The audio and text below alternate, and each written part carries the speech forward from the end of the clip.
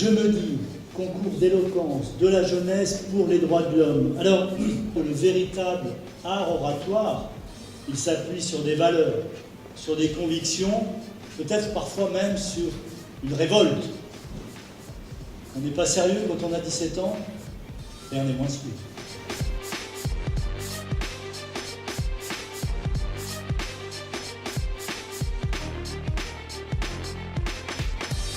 Nous, en tout cas, les organisateurs, on est convaincus de cette pertinence-là et de cette nécessité d'avoir un concours d'éloquence de la jeunesse mauritanienne pour les droits de l'homme. On est convaincus parce que c'est l'un des meilleurs événements et un des meilleurs moyens, à notre sens, de diffuser une culture des droits de l'homme parmi les différentes couches de la société. L'activité de l'ambassade est de soutenir toute forme d'expression et de participation de la jeunesse. C'est très encourageant pour la Mauritanie comme pour d'autres pays. Les sujets des droits de l'homme sont des sujets universels qui concernent tout le monde, de voir des jeunes, l'avenir de la Mauritanie, se saisir de sujets soit propres à la Mauritanie, soit de pays environnants, voire même de cas français, est très enthousiasmant et montre une volonté de participer, de s'exprimer sur des sujets importants, courageux et qui font éventuellement avancer la cause des droits de l'homme. Nous sommes là aujourd'hui pour plaider pour une cause qui nous tient vraiment à cœur, c'est les MGF. Surtout que c'est une cause mauritanienne, donc c'est local et ça touche beaucoup de nos compatriotes. Alors aujourd'hui, je prends la place d'un avocat. Et c'est une chance pour moi parce que ce concours d'éloquence me donne cette opportunité-là. C'était un concours sélectif, donc on devait donner le meilleur de nous-mêmes, accumuler des connaissances, des procédés d'une plaidoirie.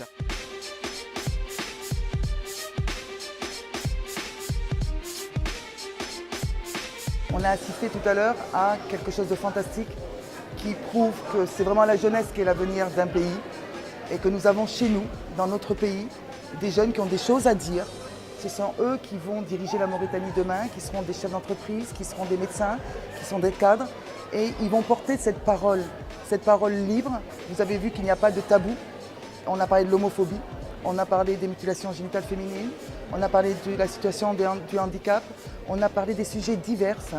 Eh bien, ils nous ont donné une leçon, ces jeunes. Quand on peut défendre le droit à la vie, ils nous ont donné une leçon. Quand on défend le droit à la liberté d'expression, ils nous ont donné une leçon. Et moi, en tout cas, tous ces jeunes-là qu'on a vus aujourd'hui, j'en suis extrêmement fière parce qu'ils ont su trouver les mots.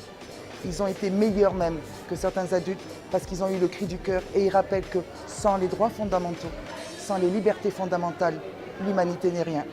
Je pense que c'est une édition à renouveler davantage parce que ça montre tout simplement l'intérêt de la jeunesse mauritanienne et surtout à ces jeunes enfants, leur intérêt pour la promotion des droits de l'homme, mais surtout dans la question du débat des droits de l'homme dans la société.